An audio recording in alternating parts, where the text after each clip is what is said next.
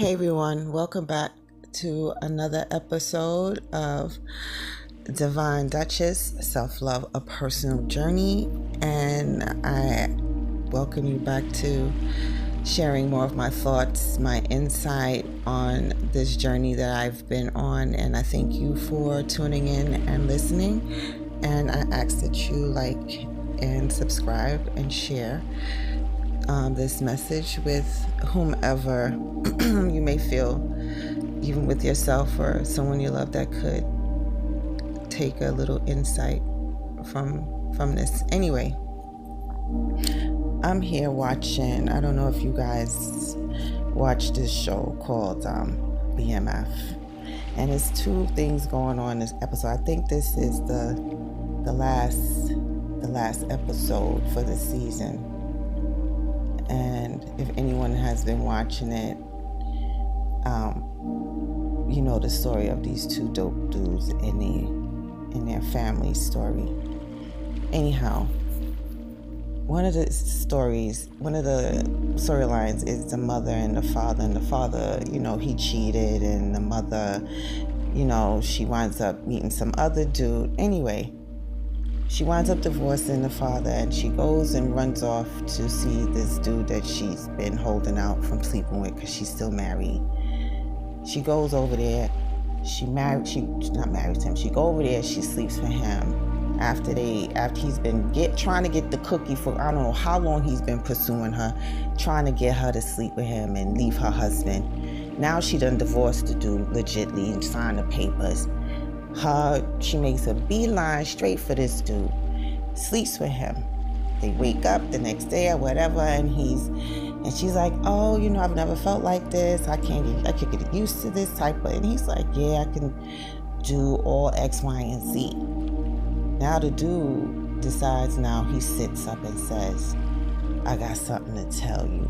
Like, what the fuck you got to tell now? What do you gotta say at this point? But my thing is this. What is it that was so important that you had to wait? You had to wait till after we done slept together to tell the woman that he's engaged to another woman? What kind of, you see, the games that people play, the mind games, the pursue. Men will pursue you and pursue you down just to keep, just to get some of that nice, good stuff. My thing is this: hold your cookie, babies. Hold your cookies. Is power in holding yourself and staying still. There's no power in jumping from one relationship into another relationship without giving your mind, your body, your soul, your spirit a chance to detach and then reattach back to self.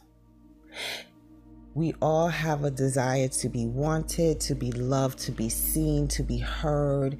That is natural. That is to be expected as part of your human experience walking this planet.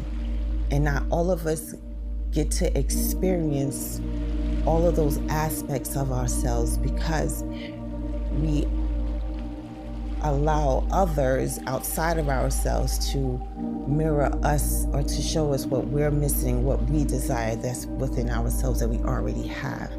There was no reason, I know she was with this dude, and if anybody knows the story, he cheated and X, Y, and Z, and she meets this doctor and he's rich and her husband is broke, and she's like, yo, this dude is, and she held herself. She held herself with dignity and respect.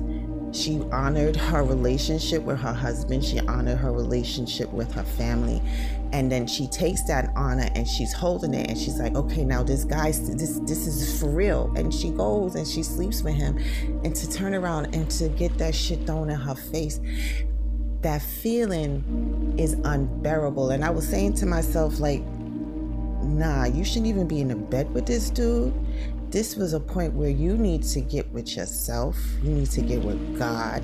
You need to redirect that energy that she has been directing to her husband, to her children, all her life, and to then jump into a relationship with another person, at that point it's not going to work out. And I'm happy that it worked out. Not even happy that the situation happened, but at least she knows now and didn't jump in and 6 months in, a year in, some shit, pops off. Sometimes that door gotta just shut immediately, and that is the time where you have to look at it like, okay, this is not it, and run the next and go in another direction. Then it's another part where Meech and his brother, I can't remember the dude's name at this point, and they're at the point in the story where they trying to take down this chick because this chick is driving them crazy. She's killing their peoples or whatever. So when they decide now they're gonna go kill this girl, the cops is there arresting her because they already done nabbed her for some other shit. And he was upset. And he was like, yo, I can't even prove myself to my brother. My brother's always going to be the leader of this organization and X, Y, and Z. And his friend is like, he was like, nah, you gotta see it in a different way. So he's like, how am I supposed to see it in a different way? And his dude looked at him and says, you can move in the shadows. It's power in being unseen. And I said to myself, oh, yes, this power is in being seen and unseen. It's easy to move within the shadows. It's easy to hold yourself accountable for what you're doing and how you move. When people don't see you coming, that is to your advantage. When you're making moves and you're making plans, you want to make sure that your plans are laid out the way that you want to do them. Keep your mouth shut. Stop sharing every ounce of your life with everybody. You make sure that you can be seen. They know you. They know what you're about. But when you're making your moves, those important moves, those moves that's going to change your life, those decisions and moves that you feel like it's best for you, make them unseen. Only make them seen to you. Every best laid plan is kept in secret until you are ready to bring it to the forefront. And sometimes, and I was looking at it at this, like this dude was going to go kill this girl, but instead she has been removed in a different way. Although this situation is a little bored, it's like a drug game. But if you look at it in another perspective, as I was looking at it, you see, when God see that you about to make a move, and He's like, yo, this might not be the best move that you're making. And although we have free will, and He's like, yo, I'm gonna fix it for you. So when you decide to go and make a plan to do something, and God knows your best interests, He will then remove the problem without you even being touched, just because you're protected. And because you have this plan, and God sees all, and He knows all, and He observes all, He moves you. Hey everyone, welcome back to another episode of Divine Duchess, Self-Love, A Personal Journey. And I welcome you back to sharing more of my thoughts, my insight on this journey that I've been on. And I thank you for tuning in and listening.